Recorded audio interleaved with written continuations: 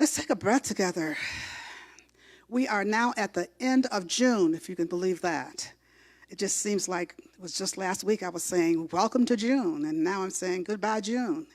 We are finishing up our month of the gift of change, just what we've been talking about. And before I go any further, wasn't it great to see the kids this morning?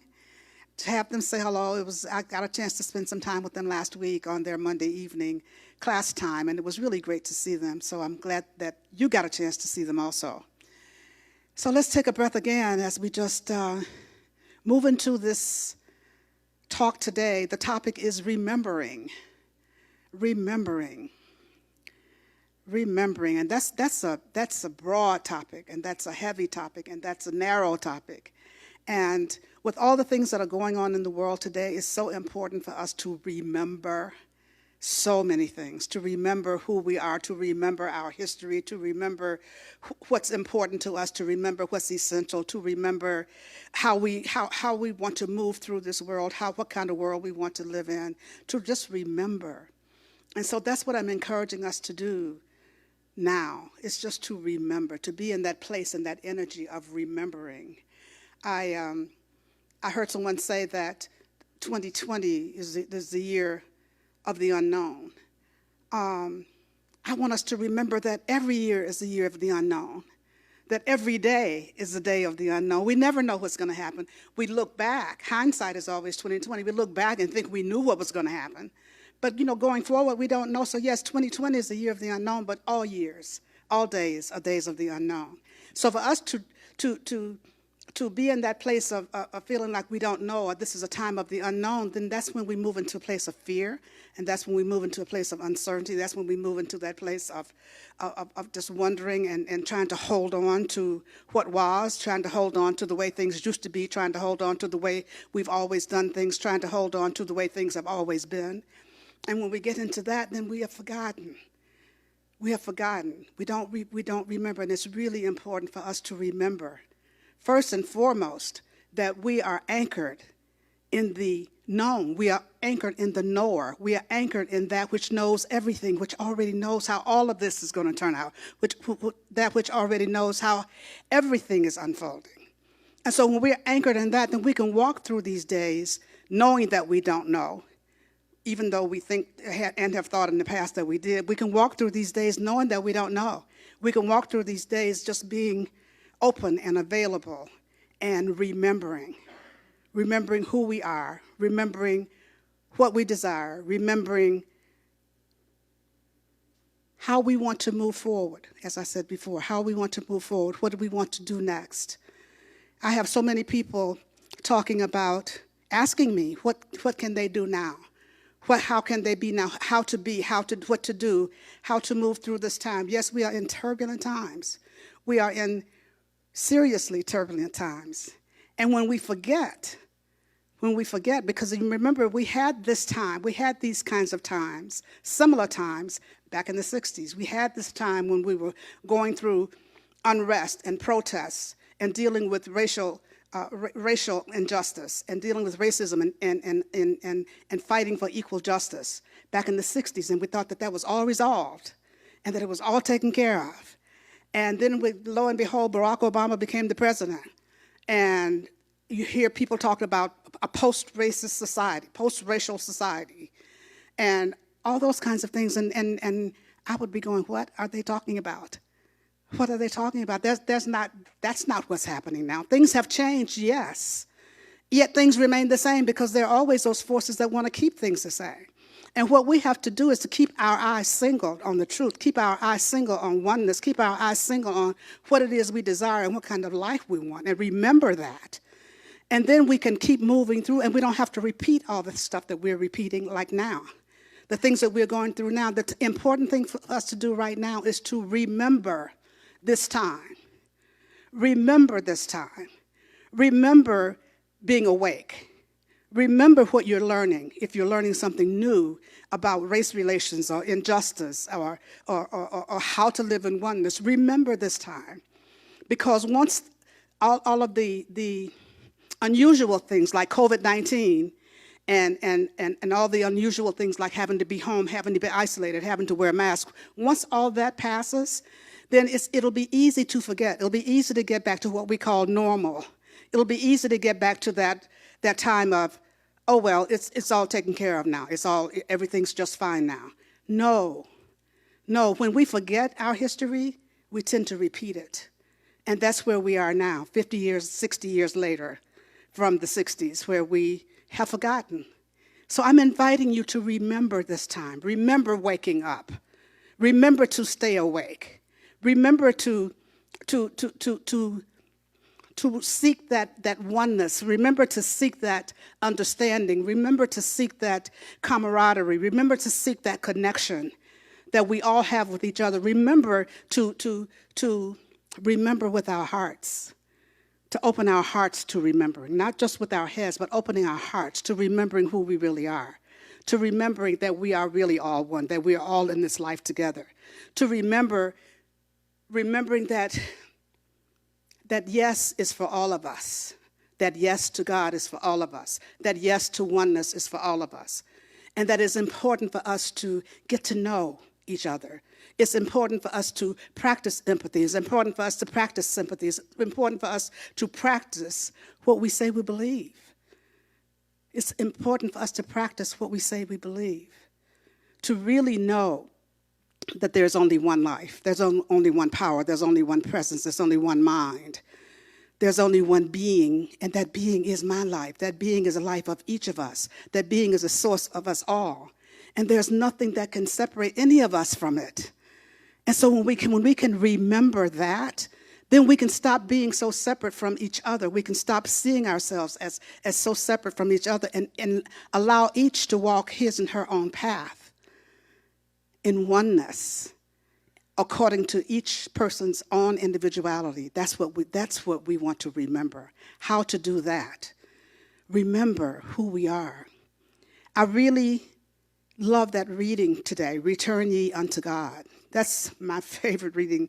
The first time I went to Agape in 1989, the first Sunday that I was there, the practitioner on the pulpit read that excerpt from Christian D. Larson's Pathway of Roses.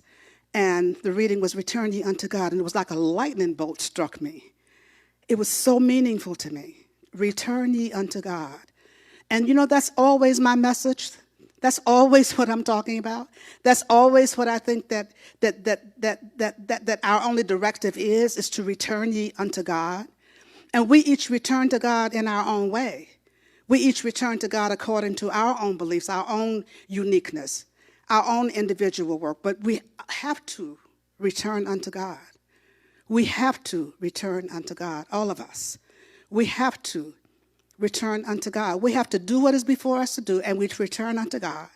And God will guide us, God will direct us, God will show us the way. Always. Always. Because as the reading said, that in God, every vision is realized, and every lofty dream made true. But that can only happen when we return unto God, when we return unto oneness. And so as we go through this time now and we see all this apparent separation and we feel separate because we're wearing the mask and we're socially distancing and we're staying home and we're not able to interact with each other the way we used to. But remember what that was like. It's important for us to remember what it was like to come here on Sunday mornings. It's important for us to remember what it was like to connect with each other. It's important for us to remember the love that we shared and that we continue to share. It's important for us to remember that love transcends all boundaries. It transcends anything that we see on the outside. It's just love. It's just love. And the love can extend to those we know and those we don't know, those that we were in community with and those we were not. But the idea is to be in that place of intentional remembering, intentionally remembering what it's like to love, what it's like to give, what it's like to be open. That's what's important for us to do. And we do that simply by returning unto God. Returning unto God. Returning unto God. I can't say it enough. Return ye unto God. Because what we want to do is to know that in order to heal what's happening right now, in order for all of us to heal, for all of us to rise together, and that has to be the way it is. We have to rise together. And we can only do that by rising higher, going deeper, planting those roots so that we can all rise, so that we can all rise, so that we can all rise. And what we do when we return unto God, we allow ourselves to be guided. We allow ourselves to be directed. We allow ourselves to be shown the way. We won't have to wonder what it is we need to do. We don't have to wonder what it is we're supposed to become. We don't have to wonder how we can serve. That's one of the things that visioning does for us. And that's why I started the vision group, the Life's Purpose Visioning on Tuesday evenings, because so many people were asking, what can I do? How can I? What can I? Who am I? How? All those questions. God already knows the answer. I don't know. God already knows the answer. And that answer can be revealed to and through us as we go through the visioning process, as we get back to basics. Visioning is number one on our 7 sacred practices. As we get back to visioning, as we get back to opening up, as we get back to allowing God to reveal to us exactly what it is we are to do, exactly what it is we are to become, exactly how we are to move through this world, exactly how we are to serve. Whatever questions we have, we remember to return unto God. We remember to return unto God. That's the most important thing that we can remember, is to return unto God. Return unto God. And we return unto God with our meditation practice. As I said, you may do it however you do.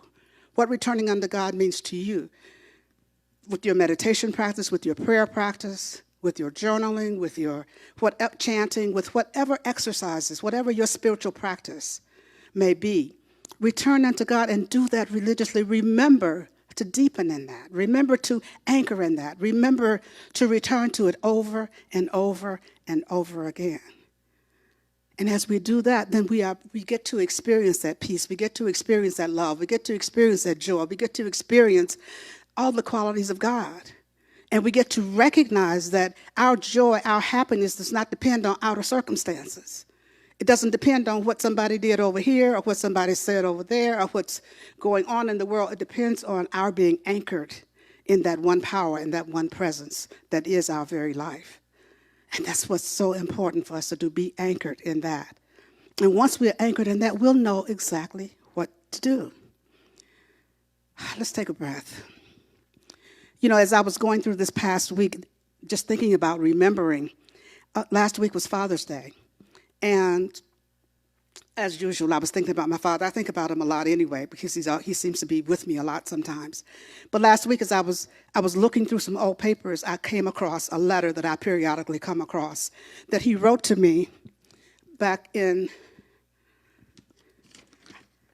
on Saturday, September 7th, 1985.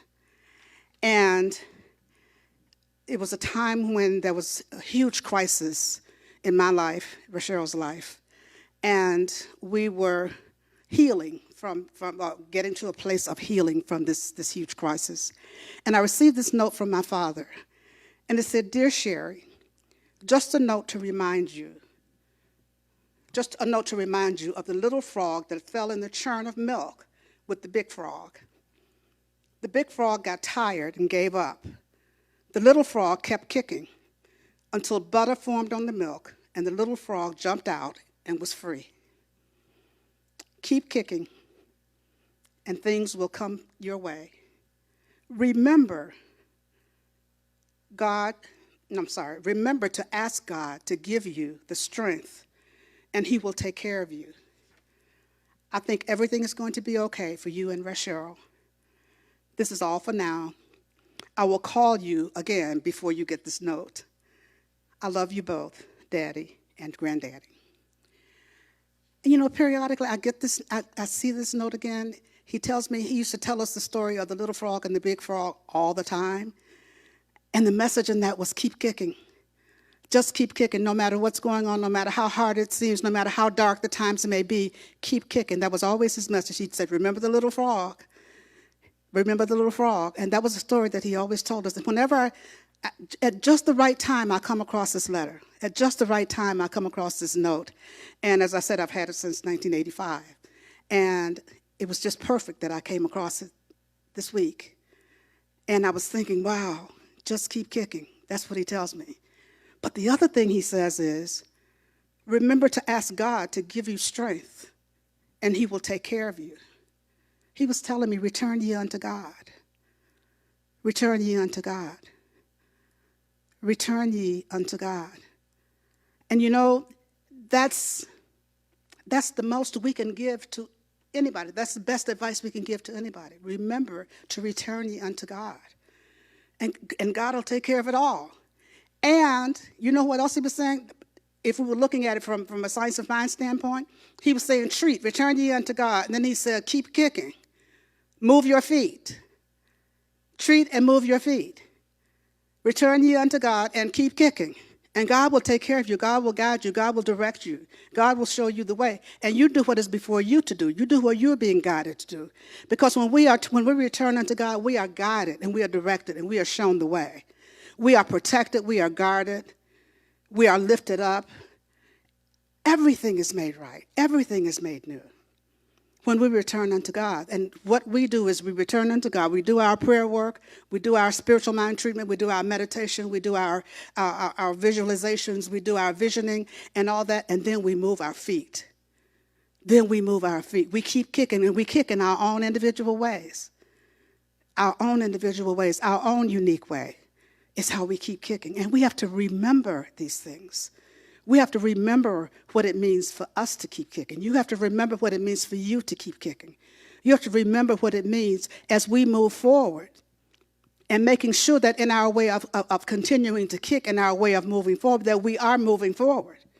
We aren't trying to go back. We aren't trying to go back to what used to be, and we see that that's happening quite a bit. That's how we are in the same position that we're in now, that we were in, what seems to be the same position that we were in many, many years ago. Because, you know, in a relay race, the baton is passed forward and the runners keep moving forward. They don't turn around and try to give the baton back to somebody behind them and start headed back the other way. But that's what many people do. That's what seems to be happening now in many ways. Many ways, the front runner is trying to turn around and hand the baton to somebody behind them, and they keep handing it behind them and keep going back to what used to be. That is not how evolution works. Evolution is ever going forward. It's ever going forward. It's ever moving up. And we are in this time of evolution. It feels like revolution. It feels like revolution. And as I said before, life is for living. Just say yes. That's a revolutionary way of living. Just like seeing God in everything is a revolutionary way of living. And we have to come to that place where we are continuing to see God in everything. We are continuing to move forward, no matter how difficult it may seem, no matter how dark it may seem at times, no matter how discouraged we may get at times. When we come back to that place of oneness, when we come back to that place of knowing the truth, that there's only one life, that there's only one power, that there's only one presence, that there's only one mind, that there's only one breath, there's only one activity. It's all God. It's all God. And when we return unto that truth, when we return unto that truth, when we return unto that power and that presence within us, then all things are made new. All doors are open. Healing happens for everyone.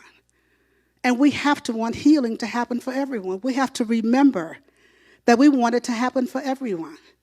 We have to remember as we move through this time of returning unto God, as we move into this time of change, we have to remember that forgiveness is always possible. Forgiveness is always possible. And right here and right now, forgiveness is necessary. Forgiveness is necessary in our individual lives and in our collective life. There's so much forgiveness that is necessary. There's so much forgiveness that we need to practice, and it's always available because forgiveness is a choice. It's a choice that we make, just like unforgiveness is a choice. Forgiveness is a choice, and we have to choose forgiveness because when we are choosing forgiveness, we're choosing oneness. When we are choosing forgiveness, we're choosing healing. When we are choosing forgiveness, we're choosing to rise. When we are choosing forgiveness, we're choosing to open our hearts. To open our hearts and to walk through this world in a different way. We're choosing to live in a different world when we're choosing forgiveness. And so keep in mind that forgiveness is always available. Forgiveness is always available. And keep in mind also that peace begins with each of us. Peace begins with each of us. Let there be peace on earth and let it begin with me. There has to be peace within me before there can be peace anywhere outside of me. Because that which I am, I attract to me. And if I'm not at peace, I'm not attracting peace to me. There's no way for me to do that, because the vibration that I'm sending out is not peace. It's something that is unlike peace. In order for me to attract it into my experience, into my life, it has to begin with me. And that's the same way it is with anything, with inequalities. We have to be that which we wish to have. We have to be that which we wish to experience. We have to be love. We have to be forgiveness. We have to be compassion. We have to be all these things. In our own beingness, we have to be all of this. We have to be at one within ourselves. We have to be one with the one in order to attract oneness into our lives, in order to live in that place of oneness. And so that's what I'm inviting you to do today, is to really look at where you are with intentional remembering. Intentional remembering. Remembering with your heart. Remembering with an open heart. Remembering who we are. Remembering whose we are. And remembering how we want to live in this world. What kind of world we want to have. And what am I doing to contribute to that? Remembering. I'm inviting you to remember. Remember that love is always present. That love is always present. That love is always present. And when you're not feeling it, take a deep breath. When you're not feeling it, take a deep breath. When you're not feeling it, you're not experiencing it, take a deep breath and let the love that is just reveal itself in and through and as your life, as your very breath. Allow that love that is within you to be free, to be set free. Allow that love that is within you. Every time you take a breath, you are opening up even more. And when we open up even more, we allow the only love that is to be revealed in and through and as us. And we get to experience it as we move through our days, as we move through our lives, as we move through this time. And so I invite you to remember these things. Forgiveness is always available. Forgiveness is always available. Forgiveness is always available. Peace has to begin with you. Peace has to begin with me. Peace has to begin with each of us so that we can experience that peace of mind. And love is always present. Love is always present. And allow the presence of love to just, I want to say, explode within us. Allow the presence of love to explode within us. Allow it to, just imagine an explosion of love within you. And you know, when it explodes within you, then it spills out into the world. It spills out into anyone with whom you come in contact. It spills out everywhere we go, everywhere we are. It spills out everywhere. Imagine that. Imagine what that's like, to let love spill out, to just let love explode out.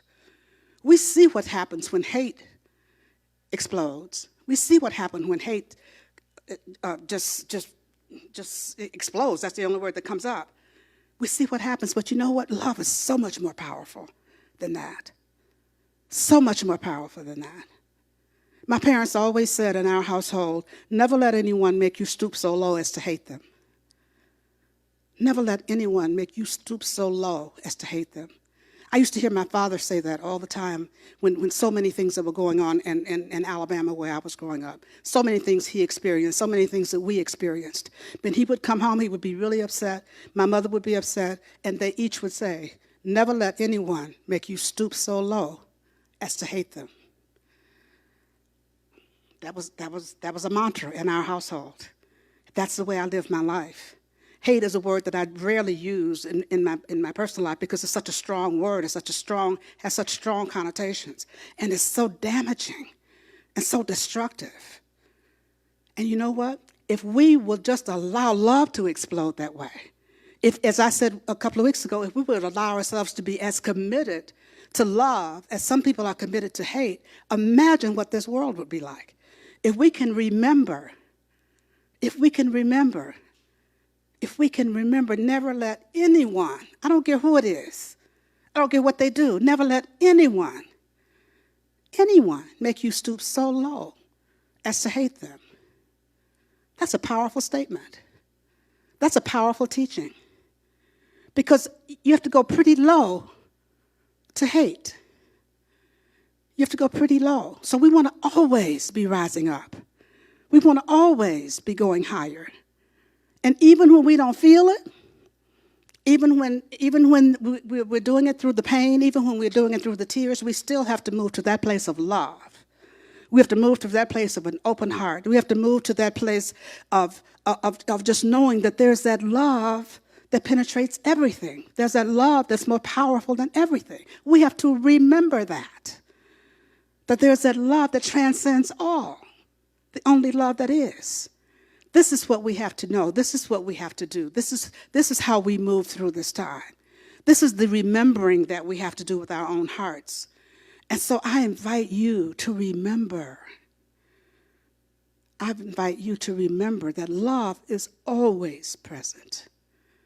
Love is always present, and love is always seeking to reveal itself. Always seeking to reveal itself.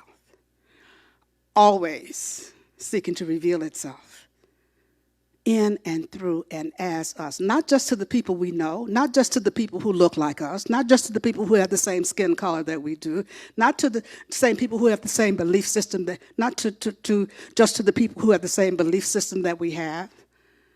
Love transcends everything, and it heals everything. And so we have to be willing to be that walking healer. We have to be willing to be that walking healer. We have to be willing to be that energy in whose presence people are healed just by being around you. Because there's so much love that's coming from you. We remember when we are in that place of being in love. That's what being in love is about. When we are in love, then anyone coming into our presence is healed by our very presence. When we are in love. Because when we are in love, we're in oneness. We're in oneness. We're in oneness. And when we are constantly striving to be in love, no matter what, that's what Keep Kicking is all about. That's what Keep Kicking is all about, that despite any appearances to the contrary, I know that I am in love because love is all there is. Love is the only power. Love is the only presence. Love is all there is. And so I know that this is my purpose for being here. It's to be that place and space and that carrier of love. And I know that that's the purpose for each of us being here. And I'd like each of us to remember that our purpose for being here is to be a vehicle for God's love. To be a vehicle for God's love, to be that place and space through which God's love can be expressed easily and effortlessly at any time, at all times. That's what we have to remember. And so I invite you to move into a place of intentional remembering. Intentionally remembering who you are. Intentionally remembering that there's only one life, one power. Intentionally remembering that you are here to be a place and space through which God's love can be expressed.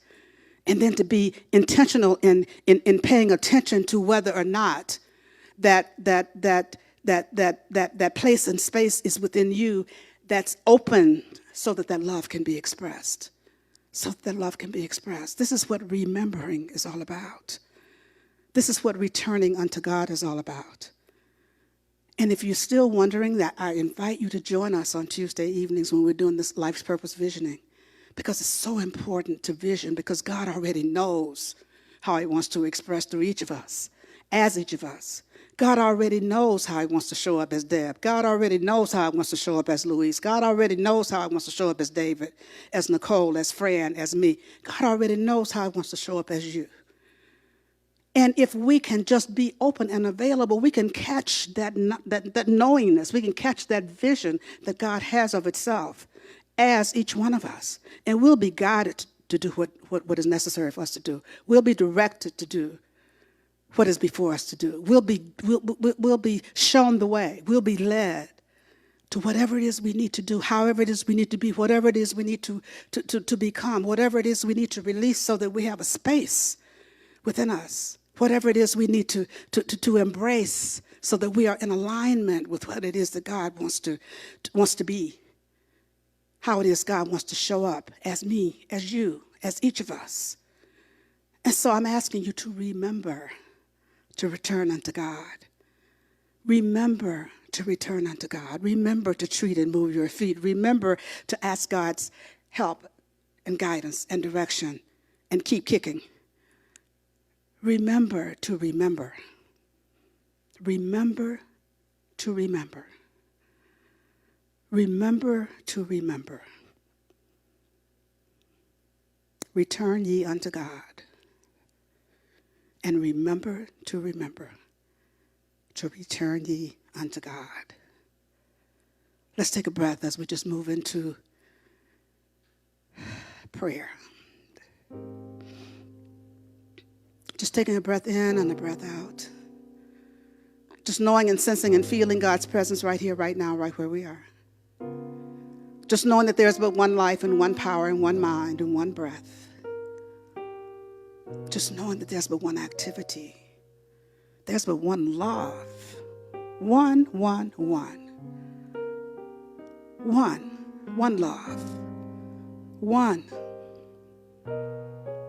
One. This one is my very life. This one is the life of each of us here this day. This one is always right where we are. It is that from which we can never be separate. No matter what, it is that from which we can never be separate, no matter what the appearance may be. That one is God. A source, intelligence, knower, or no name at all. That one, the only one. And so we breathe into this place of oneness right here and right now, just knowing that that one is that which guides us, which directs us, which shows us the way, which keeps us safe. That one is that which heals our hearts. As I speak this word this morning for each of us. Each of us. For anyone in a healthcare crisis, anyone needing to have perfect wholeness and healing in the body temple to be revealed, the word is being spoken right here and right now. For wholeness, for healing, for restoration in the body temple. For anyone who is experiencing loss of a loved one. Healing of the broken heart. Healing of the apparent whole from loss. Healing as we walk through a time of grief and emptiness and loss of any kind. The word is being spoken for anyone who needs healing in the body of affairs today and from the loss of a job or income or whatever the case may be, any apparent lack, any apparent limitation of any kind. God is in the midst. God is a supply. God is substance and supply. God is showing up as every need met in every individual life right here and right now. And so I'm just calling forth that isness that is God in each and every life. I'm calling forth that healing that comes from that oneness that we all experience with God right here and right now. I'm calling forth the love, the peace, the harmony, the forgiveness, the compassion. I'm calling forth the qualities of God right now in each and every life. I'm calling it forth right now. And for us to stand in the truth that we know. To stand in the truth that we know. That God is all there is. That God is. That healing is happening. Healing is happening right now. I pause momentarily so that you may speak the names of anyone you'd like held in prayer.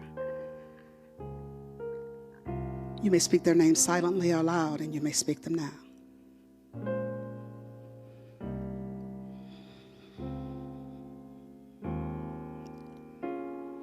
And so for all those whose names are spoken here this day, I know that God is. That's all we ever need to know. God is. And that we are one with that isness that is God. This word goes out to anyone on this planet needing a prayer this day. It goes out to all those who are affected and impacted by the COVID-19 virus throughout this planet. Everywhere. Knowing that God is in the midst and healing is happening everywhere. God, the great comforter, is comforting those who are in distress, who are in pain right here and right now. God, the answer. God, the solution. God the only.